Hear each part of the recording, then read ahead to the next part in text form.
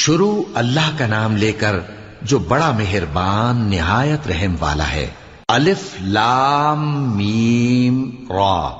اے نبی، یہ کتاب الہی کی آیتیں ہیں اور جو کچھ تمہارے پروردگار کی طرف سے تم پر نازل ہوا ہے حق ہے، لیکن اکثر لوگ ایمان نہیں لاتے۔ اللہ وہی تو ہے جس نے ستونوں کے بغیر آسمان جیسا کہ تم دیکھتے ہو اتنے اونچے بنائے، پھر عرش پر جلوہ افروز ہوا اور سورج اور چاند کو کام میں لگا دیا۔ ہر ایک میعاد معین تک گردش کر رہا ہے۔ وہی دنیا کے کاموں کا انتظام کرتا ہے۔ اس طرح وہ اپنی آیتیں کھول کھول کر بیان کرتا ہے کہ تم اپنے پروردگار کے روبرو جانے کا یقین کرو۔ اور وہی ہے جس نے زمین کو پھیلایا اور اس میں پہاڑ اور دریا پیدا کیے اور ہر طرح کے میووں کی دو دو قسمیں بنائیں۔ وہی رات کو دن کا لباس پہناتا ہے۔ غور کرنے والوں کے لیے اس میں بہت سی نشانیاں ہیں۔ اور زمین میں کئی طرح کے قطعات ہیں ایک دوسرے سے ملے ہوئے، اور انگور کے باغ اور کھیتی اور کھجور کے درخت۔ بعض کی بہت سی شاخیں ہیں اور بعض کی اتنی نہیں ہوتی، باوجود کہ پانی سب کو ایک ہی ملتا ہے۔ اور ہم بعض میووں کو بعض پر لذت میں فضیلت دیتی ہیں، اور اس میں سمجھنے والوں کے لیے بہت سی نشانیاں ہیں۔ اگر تم عجیب بات سننی چاہو تو کافروں کا یہ کہنا عجیب ہے کہ جب ہم مر کر مٹی ہو جائیں گے تو کیا اثر نو پیدا ہوں گے؟ یہی لوگ ہیں جو اپنے پروردگار سے منکر ہوئے ہیں، اور یہی ہیں جن کی گردنوں میں طوق ہوں گے، اور یہی اہل دوزخ ہیں کہ ہمیشہ اس میں جلتے رہیں گے۔ اور یہ لوگ بھلائی سے پہلے تم سے برائی جلدی سے مانگتے ہیں، یعنی طالب عذاب ہیں، حالانکہ ان سے پہلے عذاب واقع ہو چکے ہیں۔ اور تمہارا پروردگار لوگوں کو باوجود ان کی بے انصافیوں کے معاف کرنے والا ہے، اور بے شک تمہارا پروردگار سخت عذاب دینے والا ہے۔ اور کافر لوگ کہتے ہیں کہ اس پیغمبر پر اس کے پروردگار کی طرف سے کوئی نشانی کیوں نازل نہیں ہوئی؟ اے نبی، تم تو صرف خبردار کرنے والے ہو، اور ہر ایک قوم کے لیے رہنما ہوا کرتا ہے۔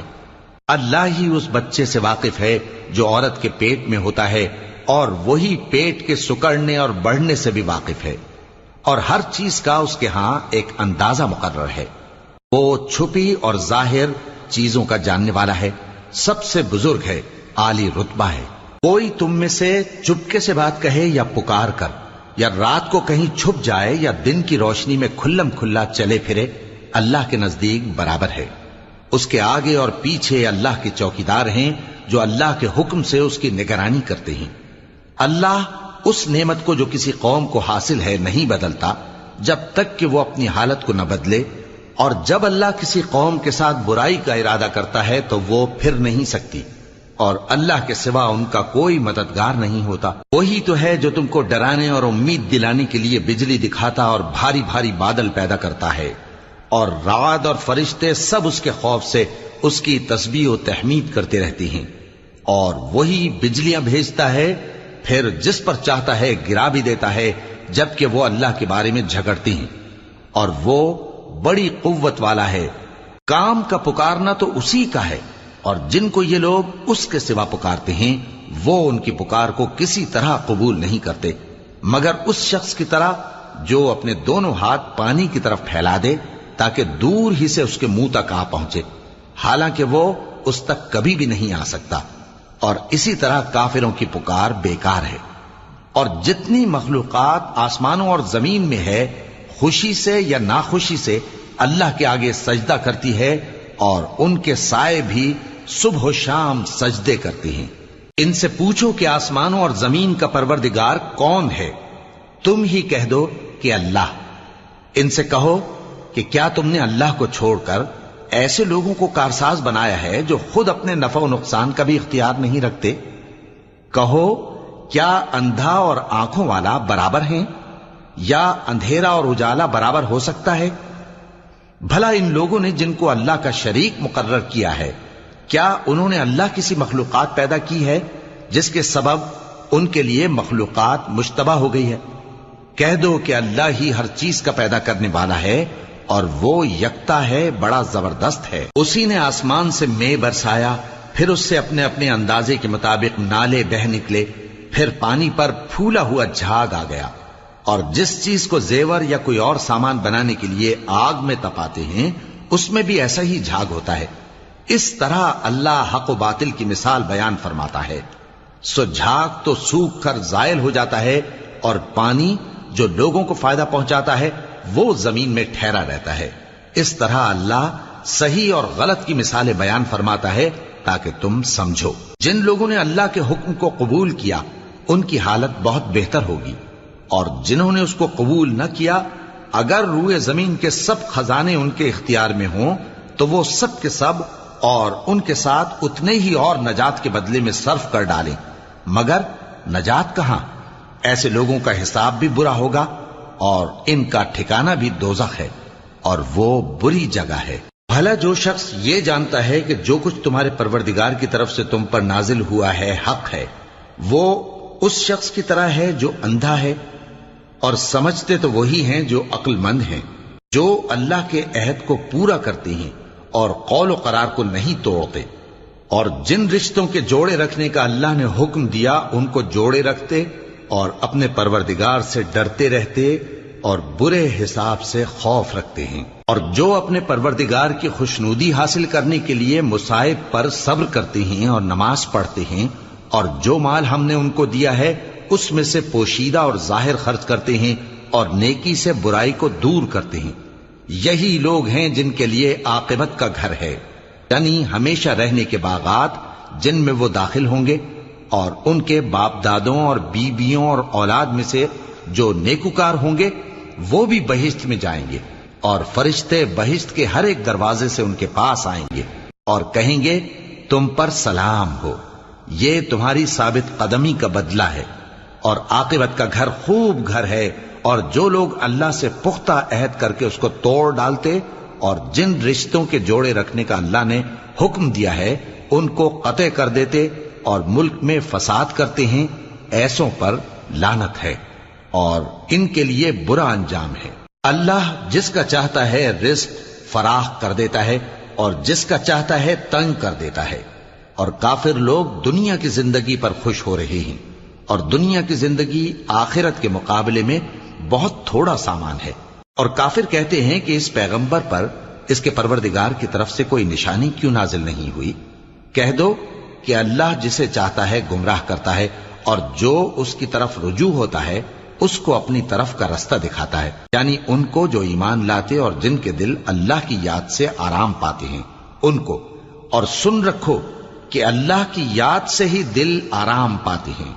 جو لوگ ایمان لائے اور عمل نیک کیے ان کے لیے خوشحالی اور عمدہ ٹھکانہ ہے. جس طرح ہم پہلے پیغمبر بھیجتے رہے ہیں اسی طرح اے نبی ہم نے تم کو اس امت میں جس سے پہلے بہت سی امتیں گزر چکی ہیں بھیجا ہے، تاکہ تم ان کو وہ کتاب جو ہم نے تمہاری طرف بھیجی ہے پڑھ کر سنا دو. اور یہ لوگ رحمان کو نہیں مانتے. کہہ دو وہی تو میرا پروردگار ہے، اس کے سوا کوئی معبود نہیں، میں اسی پر بھروسہ رکھتا ہوں اور اسی کی طرف رجوع کرتا ہوں. اور اگر کوئی قرآن ایسا ہوتا کہ اس کی تاثیر سے پہاڑ چل پڑتے یا زمین پھٹ جاتی یا مردوں سے کلام کر سکتے تو کیا یہ لوگ ایمان لے آتے؟ بات یہ ہے کہ سب باتیں اللہ کے اختیار میں ہیں. تو کیا مومنوں کو اس سے اطمینان نہیں ہوا کہ اگر اللہ چاہتا تو سب لوگوں کو ہدایت کے رستے پر چلا دیتا؟ اور کافروں پر ہمیشہ ان کے اعمال کے بدلے آفت آتی رہے گی یا ان کے مکانات کے قریب نازل ہوتی رہے گی یہاں تک کہ اللہ کا وعدہ آ پہنچے. بے شک اللہ وعدہ خلاف نہیں کرتا. اور تم سے پہلے بھی رسولوں کے ساتھ تمسخر ہوتے رہے ہیں تو میں نے کافروں کو مہلت دی، پھر میں نے ان کو پکڑ لیا. سو دیکھ لو کہ میرا عذاب کیسا رہا. تو کیا وہ جو ہر شخص کے اعمال کا نگراں و نگہبان ہے وہ بتوں کی طرح بے علم و بے خبر ہو سکتا ہے؟ اور ان لوگوں نے اللہ کے شریک مقرر کر رکھے ہیں. ان سے کہو کہ ذرا ان کے نام تو لو. کیا تم اسے ایسی چیزیں بتاتے ہو جو روئے زمین پر ہیں اور اسے معلوم نہیں، یا تم لوگ محض سطحی بات کی تقلید کرتے ہو؟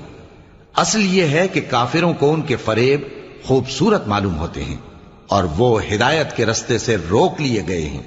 اور جسے اللہ گمراہ رہنے دے اسے کوئی ہدایت کرنے والا نہیں. ان کو دنیا کی زندگی میں بھی عذاب ہے اور آخرت کا عذاب تو بہت ہی سخت ہے.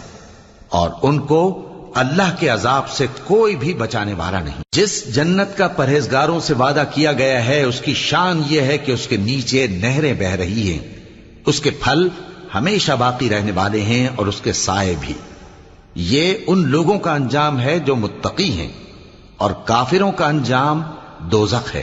اور جن لوگوں کو ہم نے کتاب دی ہے وہ اس کتاب سے جو تم پر نازل ہوئی ہے خوش ہوتی ہیں، اور بعض فرقے اس کی بعض باتیں نہیں بھی مانتے۔ کہہ دو کہ مجھ کو یہی حکم ہوا ہے کہ اللہ ہی کی عبادت کروں اور اس کے ساتھ کسی کو شریک نہ بناؤں۔ میں اسی کی طرف بلاتا ہوں اور اسی کی طرف مجھے لوٹنا ہے۔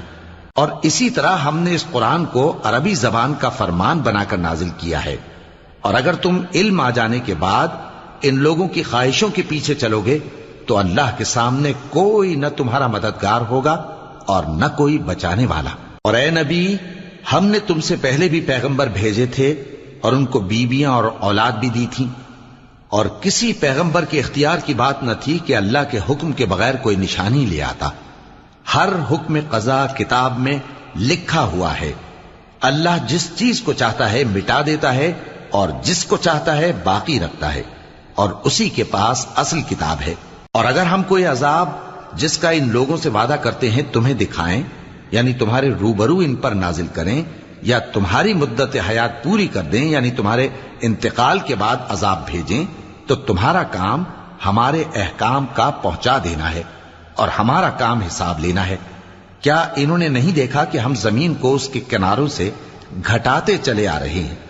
اور اللہ جیسا چاہتا ہے حکم کرتا ہے، کوئی اس کے حکم کا رد کرنے والا نہیں، اور وہ جلد حساب لینے والا ہے۔ جو لوگ ان سے پہلے تھے وہ بھی بہتیری تدبیریں کرتے رہے ہیں، سو تدبیر تو سب اللہ ہی کی ہوتی ہے۔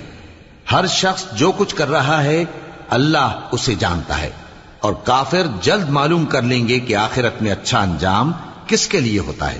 اور کافر لوگ کہتے ہیں کہ تم پیغمبر نہیں ہو۔ کہہ دو کہ میرے اور تمہارے درمیان اللہ اور وہ شخص جس کے پاس کتاب آسمانی کا علم ہے بطور گواہ کافی ہے۔